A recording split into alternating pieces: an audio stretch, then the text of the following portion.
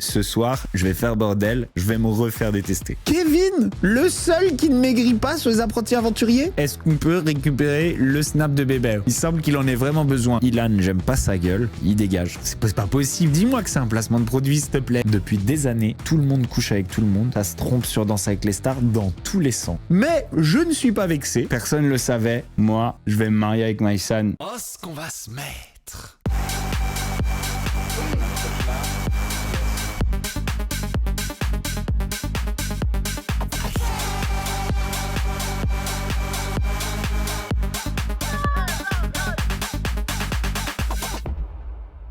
Bonsoir les amis. Oula. Ah voilà. Qu'est-ce qui se passe? Comment ça va? J'ai plein de choses à vous raconter. On va reparler d'Elsa et Manodou, on va parler de Eminem Maïsan, on va parler de jazz, on va parler de Ju, on va parler de Magali Berda. On en a des sujets à aborder, ça va être une dinguerie. Il y a plusieurs personnes avec qui j'ai pu avoir des petites embrouilles dernièrement, avec qui j'ai eu l'occasion de correspondre ce week-end. Exemple, Maïsan, Emin, Stéphane Rodriguez. Voilà, juste avant de commencer, j'ai un petit truc à dire quand même. Vous avez peut-être remarqué que sous ma dernière vidéo YouTube, les haters sont de retour. Il y a de nouveau beaucoup de haine. Et ceux qui suivent mes stories assidûment, vous savez qu'il y a quelques jours, j'ai dit c'est un truc de ouf. J'ai plus que de l'amour sous mes vidéos YouTube alors que je sors de quelques mois full haters. Et j'ai dit je vais commencer à m'ennuyer. Okay, c'est un peu la vérité. C'est-à-dire que bien sûr, ça fait plaisir, beaucoup d'amour, etc. Mais moi, je préfère avoir des gens qui sont de mon avis, qui vont répondre aux gens qui sont pas de mon avis ou qui sont cons comme des balais, voire les deux, qui est extrêmement commun, que n'avoir personne qui m'insulte, n'avoir personne qui est vénère. Et une personne peut en témoigner, je lui ai parlé avant le dernier live, je l'ai prévu, ok? Je l'ai prévu. C'est-à-dire que j'ai dit à cette personne, ce soir, je vais faire bordel, je vais me refaire détester. Je l'ai prévu. Donc, un petit message à mes haters, j'ai prévu que vous soyez là. Vous êtes pas là par hasard, vous êtes là parce que je l'ai prévu. Si vous êtes là et si vous êtes vénère, c'est parce que je l'ai décidé. Voilà, vous êtes de piètres pantins de ma volonté. Vous n'avez absolument aucun libre arbitre. Vous n'êtes là que parce que je l'ai décidé. Vous êtes prévisibles, vous êtes des pantins de moi-même et de votre misérable vie. Continuez. J'ai fait plus de 2 millions de vues juste sur YouTube ce mois-ci. Continuez à avoir énormément de mépris pour vous, mais j'adore que vous soyez là et que vous regardiez mes vidéos et je n'aime pas m'attirer la sympathie des cons, donc je préfère que vous me détestiez. Alors, on a eu un truc sympa, c'est Jonathan qui s'est plaint de triche de la prod sur les apprentis aventuriers. Bah dis donc, c'est vraiment la première fois qu'on entend parler de ça.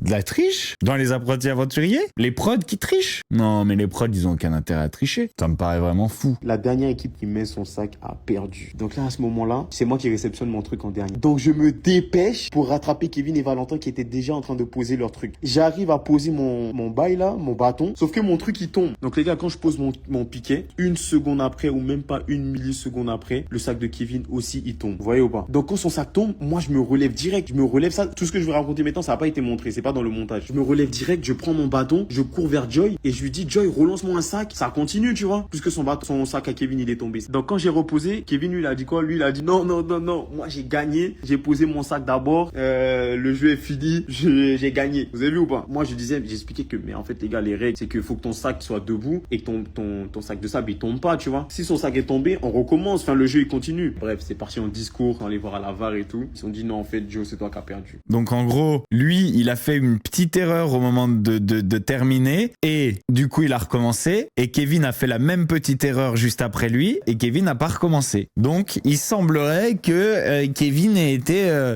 protégé par la production. Moi franchement, le fait que la production protège Kevin, franchement, ça m'étonnerait. C'est vrai, ça serait vraiment nouveau. Ça serait vraiment fou. Je trouve ça un petit peu... Jonathan, attention à toi, hein, parce que moi, je trouve que ça mérite quand même une petite attaque en justice, ça. Moi, si j'étais Banijay, là, je pense que je t'enverrais une belle mise en demeure et je t'attaquerai en justice. Parce que je te trouve un petit peu fort de café. D'insinuer que cette production pourrait protéger Kevin, le seul elle qui ne maigrit pas sur les apprentis aventuriers? Insinuer ça, je trouve ça c'est un petit peu exagéré, franchement. Alors déjà, ce qui est sûr, c'est que tu ne referas pas de télé, ni avec cette prod, ni avec d'autres. Tout simplement, tu es grillé dans le métier et ferme bien ta gueule parce que ça te pend au nez. La justice risque d'en entendre parler. Non mais oh, ça va pas, non? Tu crois quoi? Que tu vas arriver comme ça et révolutionner le game?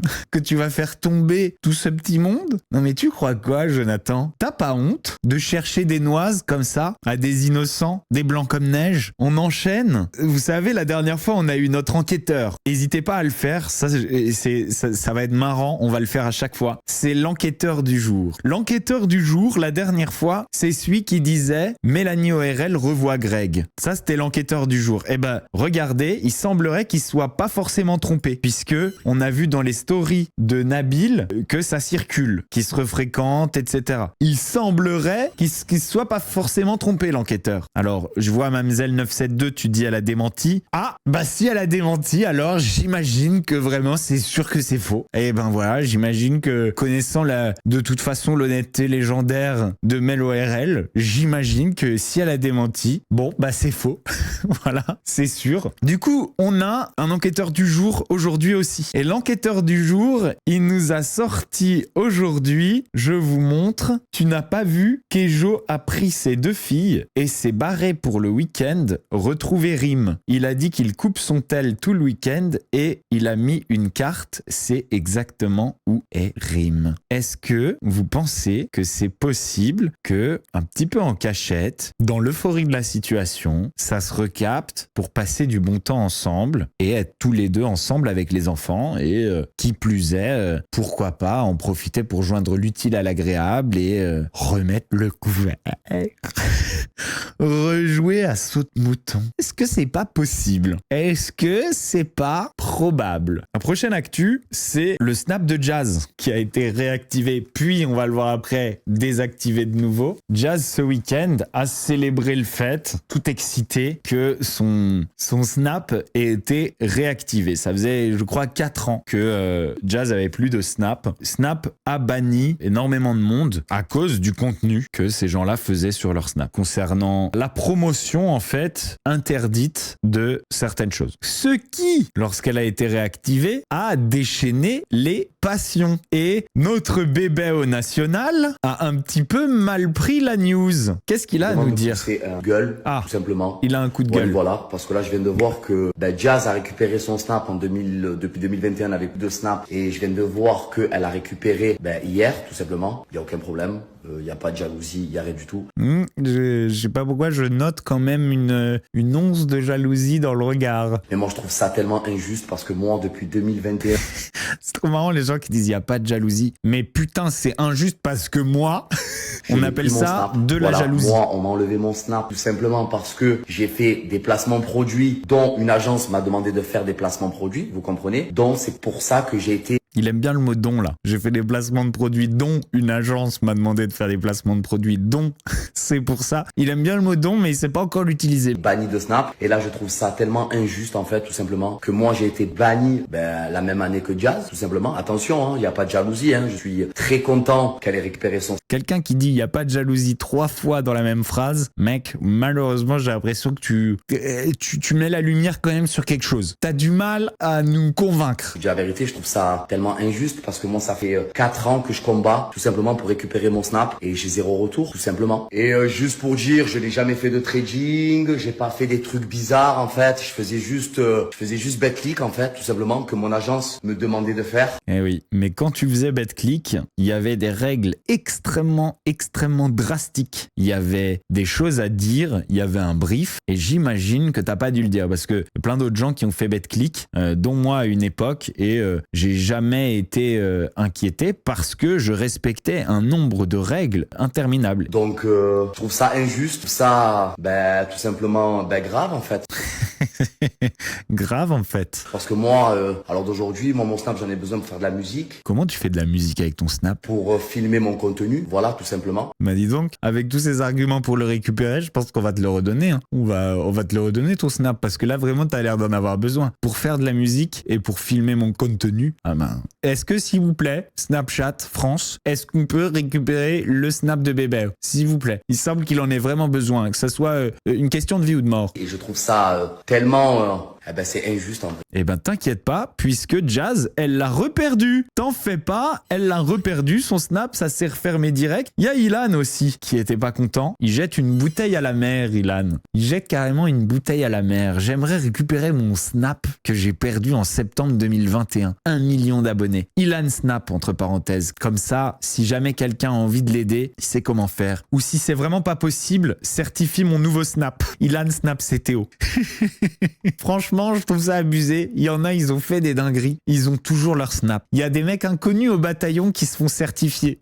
Alors ça, carrément, avoir un jugement sur la fame de chacun, alors ça, c'est magnifique. Donc, si quelqu'un bosse sur Snap dans ma communauté, je serais vraiment reconnaissant si tu pouvais m'aider. J'aimerais bien faire mes recettes de cuisine sur Snap. En fait, le gros problème qu'il y a aujourd'hui, c'est que les applications pour un oui ou pour un non, elles ferment ton compte. Bah, pas pour un oui ou pour un non. Il y a des règles et moi je trouve qu'elles sont quand même vachement laxistes. Et le problème c'est que ça touche à ta liberté d'expression premièrement. Alors c'est pas ta liberté d'expression qu'on a censurée parce que t'as eu le droit de dire tout ce que tu voulais. Malheureusement c'est plus la manière dont tu faisais de l'argent avec qu'on a censuré. Et deuxièmement, si tu fais une erreur, il doit y avoir une sanction certes mais pas un bannissement définitif. D'accord, ok. Donc tu refais les règles. Tu refais les lois. Genre si un jour il est condamné à une peine de prison ou quoi, il va nous dire. Alors, deuxièmement, fort injuste, parce que normalement, on doit d'abord me dire que c'est pas bien avant de, si je le refais, me mettre en prison. Je veux dire, ça sort d'où en fait ça? Sauf qu'en 2025, pour les créateurs de contenu, leurs réseaux sociaux, c'est leur entreprise. Non. Donc, quand vous fermez un compte, vous fermez une entreprise et c'est pas normal. Bah écoute, tout dépend de ce que t'as fait pour qu'on te ferme ton compte. Moi, on m'a jamais fermé mon compte. On m'a jamais fermé mon compte et je sais pourquoi. Si je prends l'exemple de Snapchat, quand je vois les créateurs numéro 1, les dingueries qu'ils font dans leur Snap, qu'on vienne pas me parler d'images, même si c'est des créateurs que j'apprécie. Je les adore, hein. Mais par contre, regardez ce qu'ils font, ça devrait être illégal, ces fils de pute. J'imagine qu'il parle de Nasdaq. Encore une fois, c'est à l'app de décider de ce qu'elle veut faire. Et si elle a envie juste de te bannir toi pour les raisons qu'elle veut, elle le fait. Et tu peux crier à l'injustice tant que tu veux, elle s'en fout complètement. Vraiment, elle s'en fout complètement. Et le pire, c'est qu'il y a tous les jours des rediffusions de ce que je fais sur les réseaux, sur Snapchat. Donc tout le monde fait de l'argent sur ma tête avec mon image et moi, j'ai pas le droit, c'est un truc de ouf. Oui, mais lorsque ton contenu est retransmis sur Snap, il n'y a pas tes pubs. Il n'y a pas tes pubs. Ça y est pas. Voilà. Donc c'est ça l'explication, Ilan. Ilan, c'est pas à cause de ton contenu que t'as été banni. Enfin, c'est pas à cause des images que t'as montrées, etc. T'as été banni à cause de pubs. Donc voilà ton explication. Les réseaux sociaux, ça doit être pareil pour tout le monde. Bah justement, c'est le cas. Voilà, les réseaux sociaux, c'est des machines. Donc c'est pareil pour tout le monde. Il y a personne chez Snap qui s'est dit Ilan, j'aime pas sa gueule. Il dégage. Ça, c'est pas le cas. Ça, encore une fois, pareil, c'est la victimisation. Ah là là, mais c'est parce que c'est à la tête du client, moi on m'aime pas et les autres on les laisse et j'ai rien fait et machin. Et si tu commençais parfois par te remettre en question et te demander si peut-être ton comportement n'a pas justifié ton bannissement de ce réseau social. On enchaîne avec Giuseppa qui nous a parlé du plateau de Magali Berda, celui où vous vous rappelez, j'ai été invité à chroniquer. Je vois que ça ne fait que parler de nous avec Paga et de notre couple en négatif. Je l'accorde, on est public, on est sur les réseaux sociaux, du coup il y a une certaine tolérance à avoir sur les critiques, etc. Et ça, il n'y a pas de problème. Par contre, rien n'empêche que je n'ai pas le droit de me justifier, tout simplement parce que je reste un être humain et que même si je m'affiche, même si je suis sur les réseaux, tout matin. Et là, si je vous fais cette vidéo, c'est parce qu'en fait, je suis tombée sur la vidéo de Magali qui a fait un nouveau concept très sympa. Pas de problème jusque-là. Elle a invité certaines personnes qui ont mis le sujet sur la table du fait qu'avec Paga, on ne dort plus ensemble parce qu'on dort séparément avec nos filles, donc moi avec Adriana et Paga avec Georgia. Et que du coup, forcément, oui, il y a eu un énorme impact sur notre couple. Mais en vrai, je vais vous dire que c'est juste la goutte d'eau qui a fait déborder le vase, parce que finalement, il y a par exemple Capucine qui a pris la parole. La forme n'y est pas vraiment, mais c'est pas grave. Elle a aussi sous-entendu qu'elle m'avait envoyé, donc ça c'est réel, elle m'a envoyé un message sur Instagram et en fait je ne l'avais pas vu. Et donc dans la vidéo elle dit oui, elle m'a pas répondu à mon message, donc c'est que finalement elle voulait pas que les choses changent. Que quelque chose change, genre Capucine, elle a envoyé un message à Giuseppa pour lui dire comment élever ses enfants, et si Giuseppa n'a pas ouvert le message, c'est qu'elle ne voulait pas que les choses changent. C'est quoi cette histoire là? Qu'est-ce que c'est que ce bordel? Et donc elle la termine sur le plateau fantastique de Magali Berda. Qu'est-ce qui se passe là? Dans quel multiverse on se trouve exactement? Mais du coup, en vrai, il y a une personne sur ce plateau qui est déjà d'une méchanceté, mais méchanceté pas possible. Mais du coup, voilà, je voulais mettre les choses au clair avec vous en vous disant que oui, avec Paga, c'était très compliqué. Ça l'est encore aujourd'hui. Moins qu'il y a quelques semaines encore, parce que pour ceux qui ont suivi, on a pris de nouvelles décisions, on a envie de faire des choses nouvelles avec nos enfants, en tout cas d'évoluer. Ok, petite Jou, je vais juste te poser une question, parce que est-ce que c'est un placement de produit pour la chaîne YouTube de Magali Berda, s'il te plaît? Dis-moi, parce que t'es en train de répondre à une vidéo que 6000 personnes ont vue dans toute la France. Il y a 6000 personnes qui ont vu cette vidéo. Giuseppa, t'es en train de répondre à qui, là? Pourquoi tu fais ça? Est-ce que c'est un placement? C'est pas possible. Elle t'a payé, Mag, pour répondre à ça? C'est le plus gros crash de l'histoire. Il y a 6000 personnes qui l'ont vu. Il y a un écho dans la salle. Ça résonne. Il y a que des gens nazes. Pourquoi tu réponds? Qu'est-ce que tu fais? Tidjou, t'as fait... Sur la partie 1 de la vidéo qu'on vient de voir, il y avait 16 000 likes, juste en like, 330 000 vues. 330 000 vues à répondre à un truc que 6 000 personnes ont vu. Alors je veux bien qu'on réponde à qui on veut, etc. Soit. Mais là, je sais pas, c'est pas possible. Dis-moi que c'est un placement de produit, s'il te plaît. Dis-moi que c'est une pub. Dis-moi que c'est une pub. Tidjou, dis-moi que c'est une pub. C'est pas possible autrement. Je pense que peut-être Magali Berda lui a donné un billet en lui disant est-ce que tu peux répondre à ce qui s'est dit dans ma vidéo YouTube. Déjà, s'il y a 6000 personnes dans toute la France qui l'ont vu, comment Giuseppa elle a pu trouver le temps de la voir? Comment? Ok, ma petite réflexion par rapport à Elsa Bois et Manodou, je vous avoue que je commence à en douter. Je commence à en douter de cette histoire. Alors, vous avez été plein à m'envoyer des réactions de Elsa, des réactions de Michou, des réactions de Manodou. Tout est faux. Tout est faux, il n'y a aucune réaction. C'est que des faux comptes Twitter, que des faux comptes X, que des faux. C'est que du fake. Il n'y a rien de vrai. Eux, ils ne réagissent pas. Ils ne réagissent pas. Tout est faux, il n'y a aucune réaction. Si tu ne réagis pas, si tu ne dis rien, ça commence à me mettre la puce à l'oreille et je me demande si je vais pas mettre un petit billet sur le fait qu'on est en train de prendre tout le monde pour des cons et de nous manipuler et de faire de la pub pour l'émission, de faire de la pub pour les réseaux sociaux, de les garder le plus longtemps possible sous les projecteurs. Il doit y avoir une belle agence de com derrière tout ça et ça va me faire venir à un truc qui a circulé parmi les gens qui connaissent un petit peu la production de Danse avec les stars, que j'ai découvert, que j'ai entendu ce week-end. Il semblerait que du côté de la prod, on veuille absolument garder Elsa et Manodou, peu importe les manières, et que lorsqu'une jury a foutu un 10 à Adil vendredi, ça a été le branle-bas de combat. Ça a été complètement incontrôlé, c'était pas du tout ce qui était prévu et ça a foutu un peu le bordel parce que du coup ça mettait Manodou et Elsa en face à face. Et le problème du face à face, c'est qu'avec la vague de haine qu'ils sont en train de prendre, eh bien ça vote systématiquement pour l'opposé. Et du coup ça a placé un énorme danger sur les petits plans de la production de Dals qui veut absolument les garder parce qu'ils se rendent bien compte que depuis qu'il y a cette histoire, tout le monde regarde. Tout est calculé, oui, mais ils sont un peu maladroits puisqu'ils ont oublié de calculer vraiment ce que leur jury allait faire. En tout cas, le fait qu'ils ne parlent pas, moi je vais quand même assimiler ça à une stratégie de com et donc probablement à un truc trop fake et qu'on nous prenne un petit peu pour des cassos, qu'on nous prenne un petit peu pour des cons. Alors, à la limite, chacun fait ce qu'il veut, hein. Stratégie de com, etc. Viens, on prend tout le public de Danse avec les stars pour des débiles. Voilà. Par contre, quand on va se rendre compte de la supercherie, ça sera un peu fort de café de venir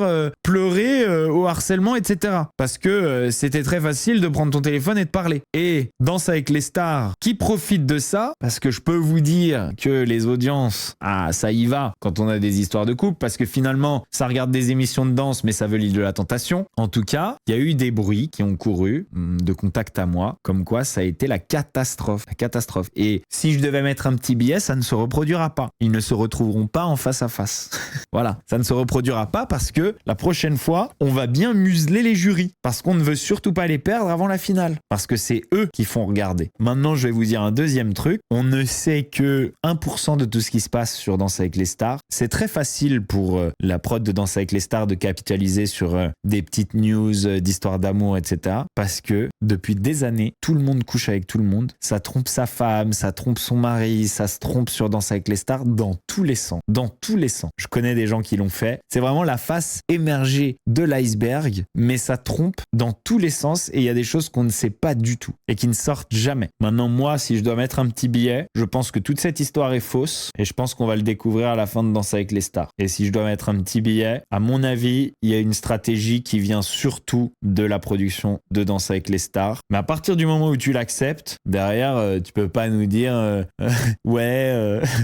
c'est horrible, je me prends de la haine et tout. Genre, tu pourrais dire ça si tu parles et que tu dis la vérité. Donc moi, je continue à enquêter. Mais aujourd'hui, si je mets un petit billet, je vous dis, à la fin, c'est fake. Ils sont pas ensemble. Manodou, il est toujours avec sa meuf. Elsa est pas avec. Tout est fake. On verra à la fin si j'ai eu raison, si j'ai eu tort. Mais on s'est fait prendre pour des cons, je pense. Next subject, avant de passer à Emin et Maïsan, on parle vite fait de Steph. Je lui ai envoyé un vocal hier, avant-hier, pour lui dire que j'étais énervé qu'ils remettent comme ça, alors qu'on se connaît, qu'ils remettent comme ça ma parole en doute publiquement, alors que j'ai bien dit que j'avais des preuves de ce que j'avançais. J'ai été un peu vexé et du coup je lui ai envoyé un vocal lorsqu'il a remis ma parole en doute. Maintenant, ça là, ce que j'ai dit, c'est basé sur des preuves. Les preuves, je les ai. Donc j'ai dit à Steph, de toute façon on va se voir, je vais te les montrer, ces preuves, ok? Je vais te les montrer parce que t'as le droit de douter, t'as le droit personnellement de douter. Mais me connaissant, c'est un peu fort de café et sachant que les prises de position que j'ai eues au cours de l'histoire, n'ayant rencontré d'ailleurs que très peu de soutien pour les mauvaises raisons parmi beaucoup de gens que tu connais, dont toi, peut-être que tu pourrais au moins faire attention de ne pas le faire en public. Maintenant, moi je lui ai dit, prochaine fois qu'on se voit, je te les montre les preuves. Je les ai toutes sur mon téléphone, je les ai toutes en screen. Donc je vais lui montrer et à la fin de la discussion, eh bien, Stéphane s'est excusé. Et donc, je n'en voudrais pas plus à Stéphane. Voilà. À partir du moment où il s'est excusé, eh bien, à ce moment-là, on est d'accord. Voilà, je peux comprendre une erreur.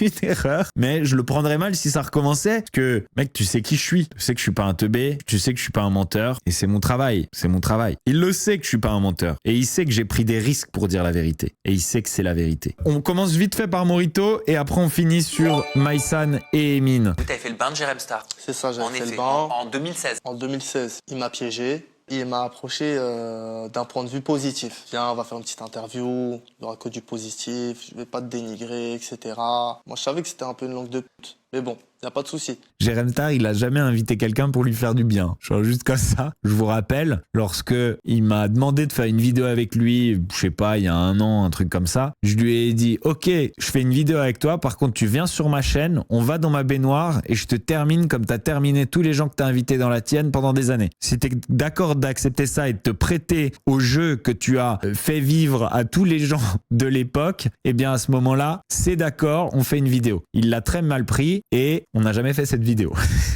Quand je suis arrivé, déjà, voilà, j'étais un peu stressé et tout. Déjà, de base, j'étais un peu jeune et tout. Il m'a proposé de l'alcool et tout pour genre détendre l'atmosphère. T'avais quel âge? J'avais 16 ans et demi à l'époque. Et pour être honnête avec toi, j'ai un procès en cours avec lui, tu vois. Ah bon?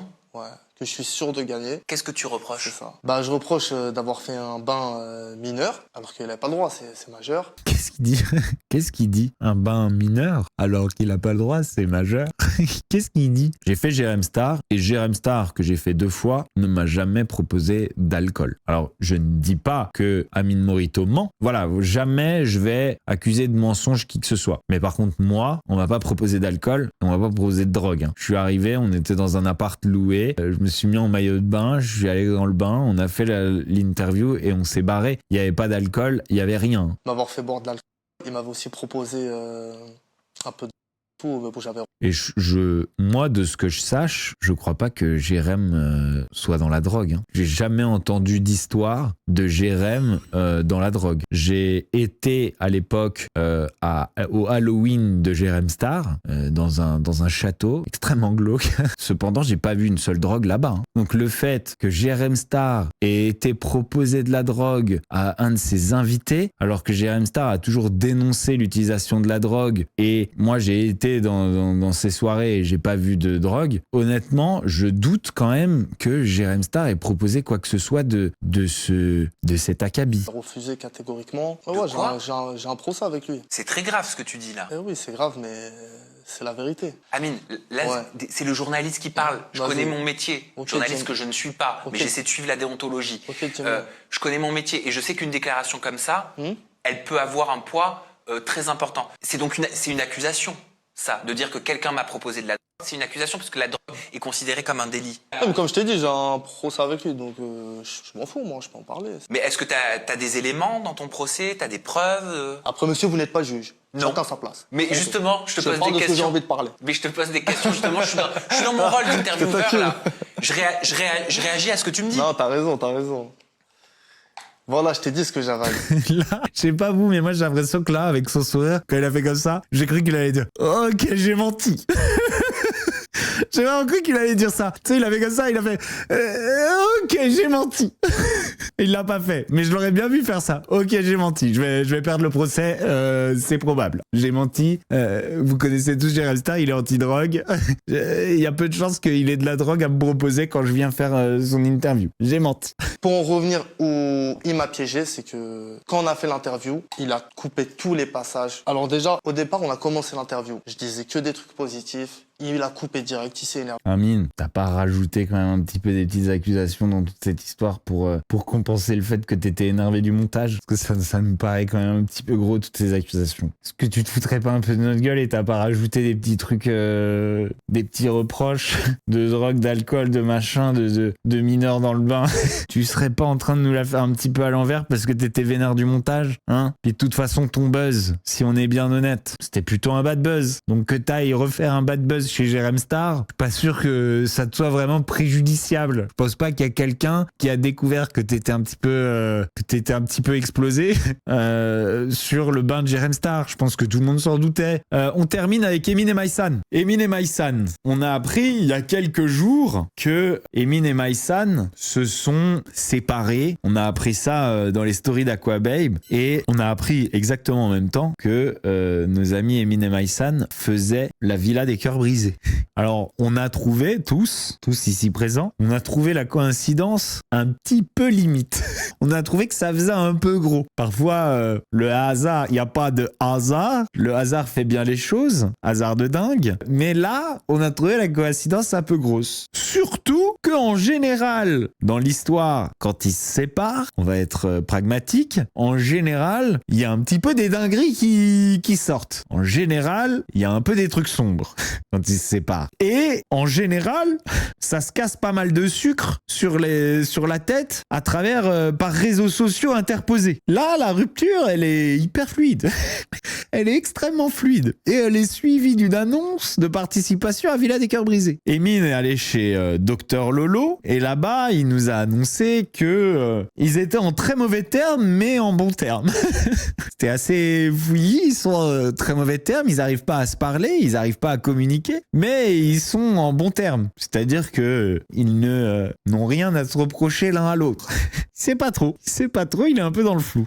Dis donc, garçon, tu serais pas en train un petit peu de nous prendre pour des jambonneaux? Tu serais pas en train de nous prendre un petit peu pour des jambonneaux? En tout cas, lorsque sur Snap, là, on lui a demandé s'il avait vu ce que j'avais dit dans ma story. Alors, j'ai rien dit dans ma story, mais j'ai dit quelque chose sur YouTube. Et ce que j'ai dit, c'est Maïsan, tu me déçois là. Parce que toi, Maïsan, tu t'étais insulté t'insurger contre ce genre de petite manigance, rappelons-nous, pendant la dernière villa. T'aimais pas le fake dans la télé-réalité. Ça te faisait pas kiffer. T'en avais fait des stories, t'en avais parlé. Alors maintenant, ça serait un petit peu fort de café si t'étais en train de nous refaire la même. Du coup, Emin a fait une story et a répondu ça. Non pas vu et sérieux, arrêtez de le calculer avec moult fautes d'orthographe. Lui, tout le jour, il en sort une. Merci Emin, merci d'être un bon joueur. Voilà, il me répond. Il n'était pas obligé de le faire, il aurait pu m'ignorer. Il m'ignore pas, il me répond avec 7 fautes d'orthographe dans une seule phrase. Mais je ne suis pas vexé, je ne suis pas vexé. Honnêtement, du coup, ça se passe d'arguments de mon côté. Mais voilà, on a quand même le droit de douter un petit peu. Maintenant, j'ai eu une réponse de Maïsan. Je l'écoute et je vous dis ce qu'elle a dit, d'accord? J'ai une info de fou là. Ok.